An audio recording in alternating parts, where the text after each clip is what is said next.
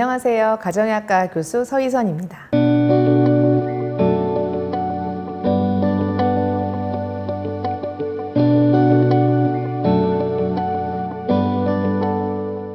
건강기능식품이라는 것은요, 인체에 유용한 기능성 성분을 원료로 해서 제조하고 가공한 식품을 말하는 것인데요. 식품의약품안정처에서는요, 동물 실험이나 인체 실험을 통해서 그 과학적 근거를 평가해서 기능성 원료로 인정을 하고 있습니다. 하지만 건강기능식품, 그 말이 식품으로 끝나잖아요. 그래서 많은 분들이 그냥 음식에서 좋은 성분을 이렇게 농축해서 이렇게 덩어리로 만들었나 이렇게 생각하실 수 있는데, 실제로는 약과 음식의 중간 형태로 이해하시면 좋겠습니다. 따라서 좀 부정적으로 표현하면요, 약처럼 효과가 강하지도 않을 뿐더러 또 반대로 음식처럼 완전히 안전하지 않을 수가 있다는 것이죠. 따라서 건강기능식품을 이렇게 구매하신 후에는요, 거기에 써 있는 용법 용량대로 제대로 복용하시는 것이 굉장히 중요하겠습니다.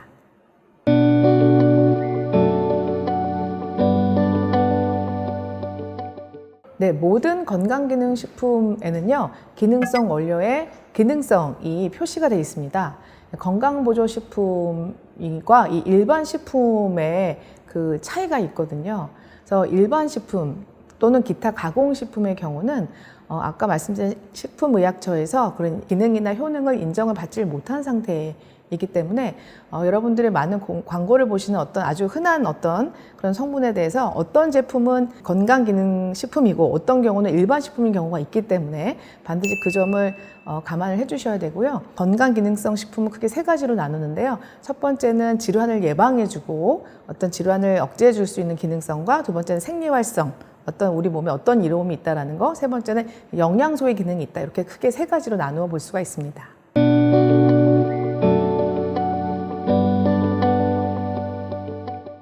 네, 첫 번째, 나에게 꼭 필요한지, 요즘 홈쇼핑에서 핫한 제품인지가 아니고요, 나한테 꼭 필요한지를 확인하셔야 됩니다. 그래서 건강보조식품을 사시면 뒷면에 영양기능정보라는 표시를 확인할 수가 있는데요. 이 문구가 들어가기 위해서는 식품의약품안정처에서 꼭 유효성과 효능을 확인을 해서 기능이 입증된 경우에만 그 문구가 들어가기 때문에 그 문구가 반드시 확인이 돼야 되고요. 자, 두 번째는요, 건강기능식품 문구 또는 이 인증 마크를 꼭 확인을 하셔야 됩니다. 서두에도 말씀드렸지만 이게 일반 식품인지 건강기능식품인지 그 차이는 이 마크에서 확연히 드러나고, 식품의약품안정처에서 그 많은 연구를 통해서 그런 효과와 안정성이 입증이 돼야만 이 마크를 딱 찍어주는 거죠. 게다가 최근에는 건강보조식품 추적 이력제라는 그런 제도가 최근에 시행이 되고 있어서요. 제조가 돼서 유통이 되고 또 이렇게 관리되는 모든 과정을 그렇게 표딱지 같은 걸 붙여서 다 관리를 하는 거예요. 따라서 우리 많은 분들이 이렇게 해외여행이나 아니면 인터넷 직구를 통해서 많은 것들을 들여오시는데, 사실은 이런 인터넷 직구 같은 경우는 이런 그런 추적 이력제라든지 어떤 그런 데서 관리가 되지 않기 때문에 자칫 조금 위험할 수 있기 때문에 이런 마크를 꼭 확인하시는 게 굉장히 중요합니다. 자, 세 번째는요, 표시 광고 그런 사전 심의표라는 게 있는데요. 역시 그 식약처에서 이런 기능성, 안전성과 기능성을 벗어나지 않는지 그 광고를 미리 평가를 하고 이제 마크를 찍어주는 것이고요. 이 마크를 확인하는 것도 더 안전하게 복용할 수 있는 방법입니다. 그리고 네 번째는요, 역시 그 섭취 시에 아까 제가 약과 음식의 중간 정도의 그런 어떤 느낌으로 복용을 하셔야 된다고 했기 때문에 약처럼 이렇게 보시면 주의사항이 반드시 적혀 있습니다. 아주 깨알같이 적혀 있는 주의사항을 반드시 잘 읽어보고 숙지하실 필요가 있습니다. 다섯 번째는요, GMP 마크를 확인하시는 건데요. 이 GMP 마크는 아주 과학적으로 이 품질이 관리된다는 그런 표시로 이렇게 마크를 받는 거기 때문에 좀 더 건강기능식품보다 좀 더 안전할 수가 있습니다. 여섯 번째, 당연히 유통기간을 충분히 가지고 있는지를 확인하셔야겠습니다.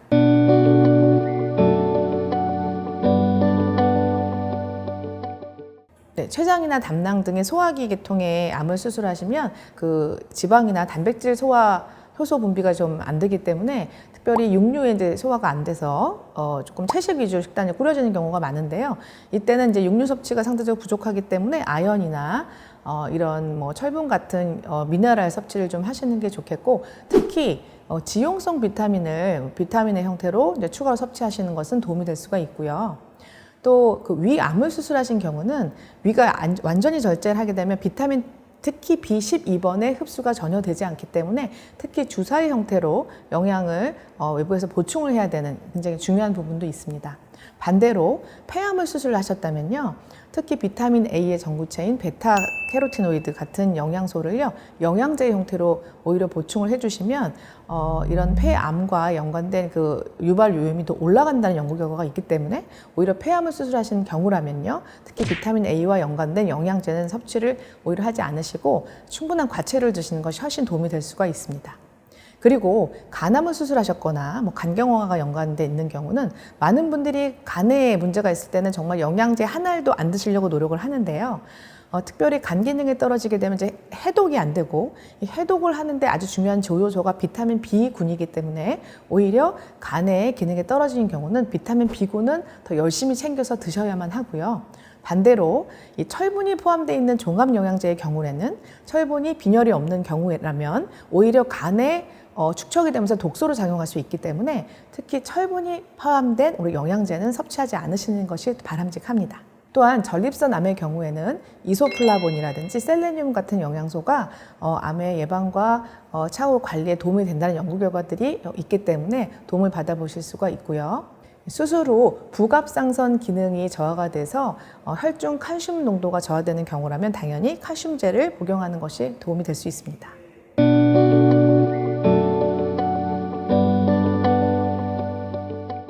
네, 병원 수술, 시술 시에는 건강기능식품을 섭취하고 있는 사실을 반드시 의사에게 말씀을 해주셔야 합니다. 건강기능식품과 의약품을 같이 병용 섭취했을 때 의사에게 반드시 충분히 상담을 한 후에 두셔야 되는데요. 예를 들면 이미 혈전 용해제나 피가 묽어지는 그런 약을 드시고 있는 경우에 주로 혈행 개선제, 콜레스테롤 개선에 도움이 되는 그런 기능성 어떤 건강보조식품을 드시는 경우는 오히려 약의 효과가 너무 과해져서 문제가 될 수 있고요. 또 불면증이 있거나 어떤 그런 치료를 받고 계시는데 카페인에 좀 민감한 경우에 녹차나 마테 요즘 유행하는 그런 다이어트 식품 같은 경우에 오히려 그런 불면을 더 악화시킬 수가 있습니다. 면역 억제제를 현재 처방전으로 받아 드시고 있는 경우인데 오히려 면역력이 증가하는 건강기능식품을 드시고 있는 경우가 있을 수 있기 때문에 서로 효과가 상충되기 때문에 이런 경우도 반드시 주치의에게 처방받지 않은 추가적인 건강보조식품을 드시고 있다는 것을 반드시 고시하실 필요가 있습니다.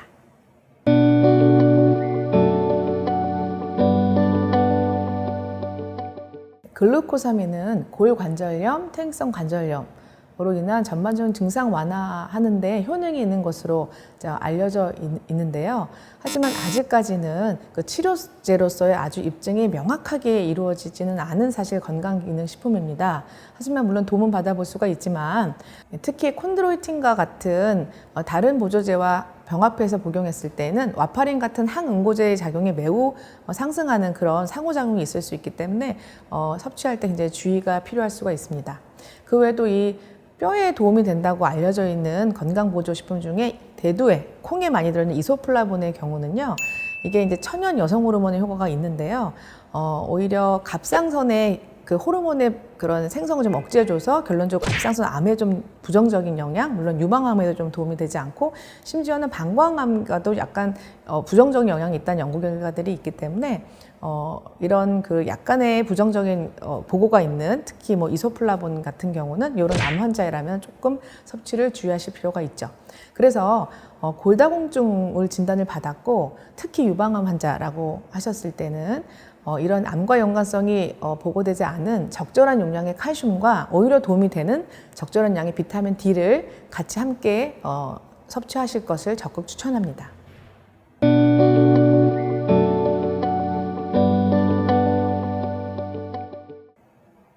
석류에는요, 여성 호르몬이죠. 에스트로겐과 아주 비슷한 식물성 성분인 파이토 에스트로겐이 많이 함유되어 있습니다. 동물 실험을 통해서 이 에스트로겐과 비슷한 효과를 보이는 것이 이미 입증이 되었는데요. 특히 에스트라디올이라고 하는 유일하게 우리 사람의 난소에서만 분비되는 그런 아주 이제 효과가 뛰어난 에스트라디올이라는 그 여성 호르몬 형태가 이 석류에 직접적으로 일부 포함이 있는 것으로 연구 결과가 나타났기 때문에 아주 강한 여성 호르몬과 유사한 효과를 보일 수가 있는 거죠. 따라서 유방암을 앓으셨던 경우는 이 석류의 그 강한 에스트로겐과 유사한 효과 때문에 섭취를 금하시는 것이 좋겠고요. 석류 추출 또는 가공한 모든 계통에 연관된 건강기능식품은 모두 섭취를 안 하시는 것이 좋겠습니다.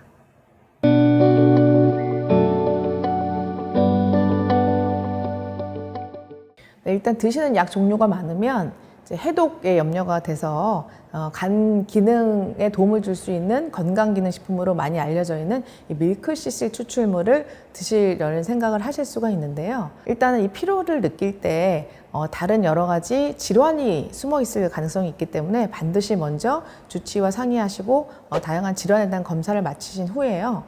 밀크시슬을 드셔볼 수는 있습니다. 단 밀크시슬의 그런 그 효능은 간에서의 어떤 그 약과의 어떤 대사작용에 영향을 많이 줍니다. 따라서 해독을 되게 빨리 하게 도와주기 때문에 다른 약제의 대사에도 영향을 미치죠. 그래서 유방암을 치료하는 대표적인 약제인 타목시펜의 혈중 농도를 많이 올릴 수가 있고요. 또 혈당 강화제와 또 같이 드시게 되면 오히려 인슐린의 민감성을 많이 상승시켜서 또 영향을 줍니다. 그래서 같이 먹는 전문의약품 약제가 너무 소위 기능이 세게 이렇게 작용을 할 수가 있기 때문에 충분히 주치의와 상의를 하고 드실 필요가 있습니다.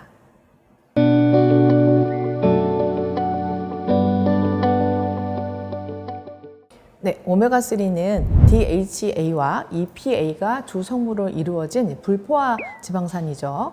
기억력 개선이나 눈 건강, 혈중 중성지방 개선 또는 혈행 개선에 도움을 줄 수 있다고 영양기능정보가 식약처에서 인증을 받은 그런 기능식품이죠.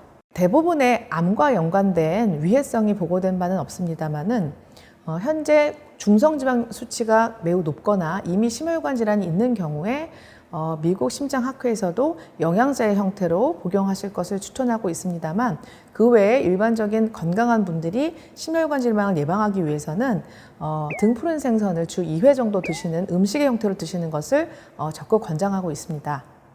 따라서 현재 중성지방 수치가 매우 높거나 중증의 심혈관 질환의 위험률이 매우 높지 않은 경우라면 식품으로 복용하시는 것을 추천을 합니다. 또한 항응고제 같은 이미 약물을 드시고 있는 심혈관 질환을 가지신 경우에라면 약효가 상승이 되어서 혈액이 묽어지는 효과가 너무 세질 수가 있기 때문에 반드시 담당 주치의와 상의하시고 용량을 조절해서 섭취하실 필요가 있습니다.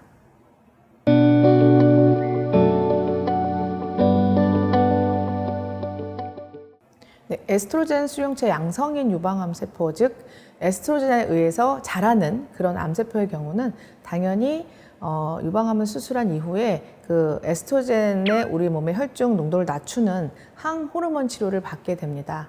따라서 이런 그 유방암을 앓았던 분들은 우리 몸에 조금 더 여성 호르몬, 즉 에스트로겐 수치가 올라가는 상황을 맞으면 안 되는데요.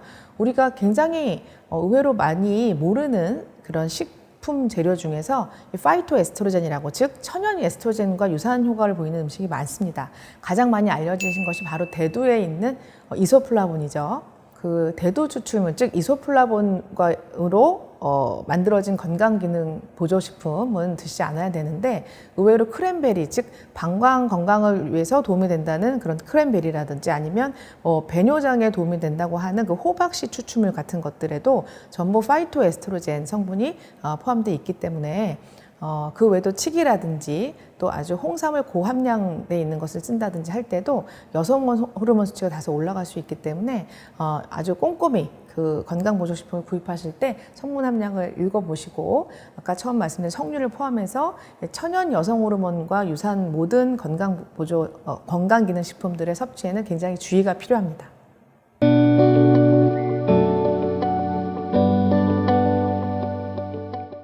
유방암 외에도 갑상선 암을 수술 받으신 이후라면 갑상선 호르몬을 이제 대체 투여를 받으시는데 이때 카르니틴 즉 체지방 감소에 도움을 주는 건강보조식품을 복용하셨을 때 상호작용을 유발할 수가 있고요.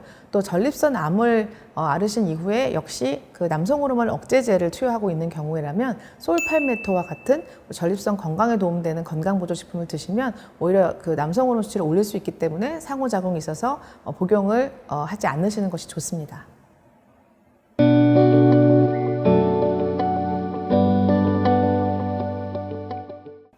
네, 암의 발생 요인을 활성산소로 주목하고 있는 만큼 항산화 영양소도 굉장히 암과 예방의 치료에 도움이 될 수 있는데요. 따라서 비타민 C나 E, 비타민 A, 또 베타카로틴 같은 전구체, 또 칼라푸드에 있는 파이토케미칼들, 베타카로틴이라든지 안토시아닌 같은 그런 색소 영양소가 모두 항산화 영양소라고 볼 수가 있습니다. 그 외에도 미네랄 중에는 셀레늄 등이 있는데요. 이러한 항산화 영양소는 즉 활성산소를 제거해서 발암물질의 작용을 억제하는 아주 강력한 효과를 통해서 암을 억제해 줄 수가 있죠. 특히 비타민 A의 전구체인 베타캐로틴 영양제의 경우에는 영양제로 섭취하셨을 경우에 흡연자의 경우에 폐암의 위험도가 무려 28% 증가하였다는 대규모의 연구 결과가 있기 때문에 이러한 경우에는 영양제 형태보다는 채소나 과일을 통해서 섭취하는 것이 훨씬 이로운 것으로 권고가 되고 있습니다.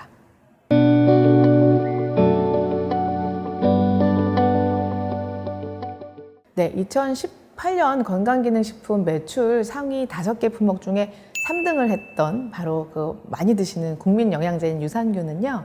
사실은 그 효능이 항생제 유발 설사와 아토피만이 사실은 확증이 되어 있는 상태입니다. 실제로 WHO 즉 세계 알러지 단체에서 아토피 아이들에게 유산균을 먹일 것을 그 단체 차원에서 권유한 바가 있고요. 항생제 연관 설사의 경우에는 사실 병원에서 의사들이 아주 오래전부터 유산균을 약으로 처방을 하고 있었습니다. 그 외에도 유산균과 연관된 비만이나 당뇨 또는 우울증 또는 그 항암 효과까지 있다라는 연구 결과가 실제로 많이 이루어지고 있지만은 아직 의사들 입장에서 적극적으로 학회 차원에서 권고하고 있는 단계는 아니라는 것을 강조하고 싶습니다. 단 대장암 수술 이후에 정장작용을 위해서 섭취를 권고할 수는 있습니다.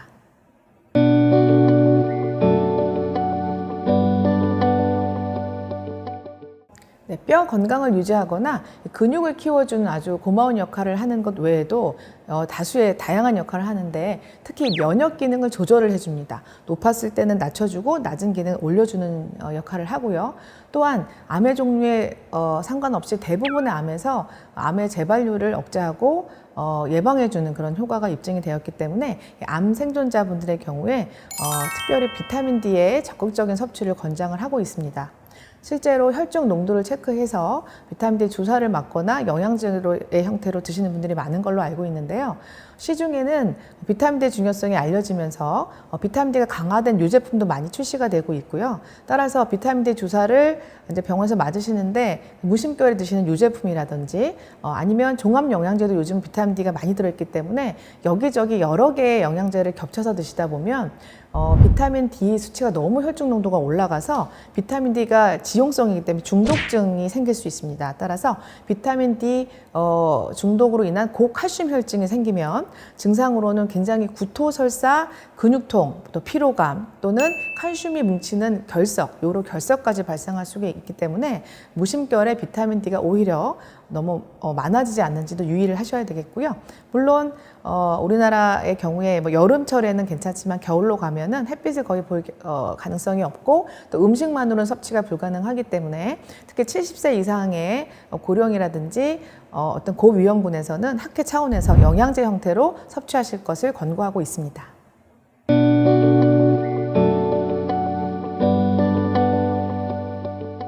어떤 자료에 의하면 건강기능식품을 드시는 분들은 한 두세 가지 조합을 드시는 경우가 한 50% 이상이라고 그런 조사 결과가 있는데요. 실제로 한 가지만 드시는 경우가 없기 때문에 조합이 굉장히 중요합니다. 예를 들면 칼슘이나 이런 마그네슘, 철분 같은 미네랄 제제를 섭취하는 경우에 이제 식이섬유, 즉 나물 반찬 같은 걸 많이 드시면요, 이 식이섬유는 우리 몸에 있는 미네랄을 흡착해서 체외로 빼내는 효능이 있기 때문에 그 먹은 영양제가 아깝게 흡수가 안 될 가능성이 있습니다. 따라서 식이섬유가 많은 음식과는 조금 시간 차이를 두고 드시는 것이 도움이 될 수가 있고요. 비타민 C와 아스피린을 같이 드시면 아스피린이 비타민 C의 그 손실을 증가시키고, 이 녹차나 이런 떫은 성분 탄닌이 역시 철분의 흡수를 방해하기 때문에 혹시라도 녹차와 이런 철분제는 같이 드시지 않는 게 좋고요.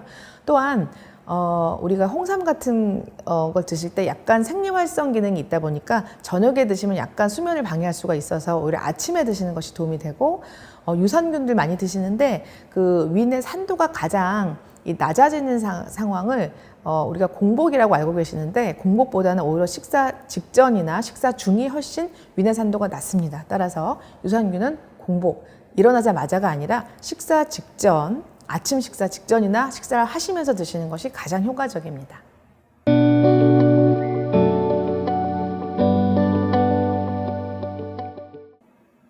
홍삼 또는 인삼은 여러 효능이 있는 것으로 알려져 있어서 건강기능식품으로 인정을 받은 바가 있습니다. 하지만 동물 실험이나 세포 실험에서는 그 면역력 강화에 대한 효과가 입증이 되었습니다만, 사람의 경우에는 아직 그 정보가 아주 충분하지 않고 제한적이라고 이렇게 보실 수가 있습니다. 또 항암 효과에 대해서도요, 아직 근거가 완벽하게 이루어지지 않은 약간 불충분한 상태로 의사들은 이제 평가를 하고 있어서요.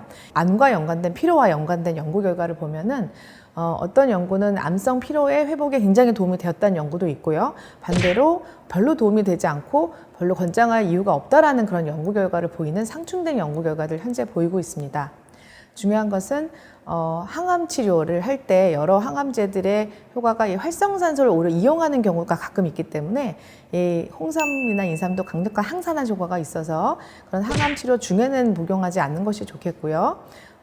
이후에 치료가 다 끝난 이후에 기능이 떨어졌을 때는 복용해 볼 수 있지만, 특히 여성 호르몬과 연관된 효능이 보고되어 있기 때문에 유방암 환자의 경우에는 치료가 다 끝난 이후라도 조금 과다 섭취는 하지 않으시는 것이 좋을 것 같습니다.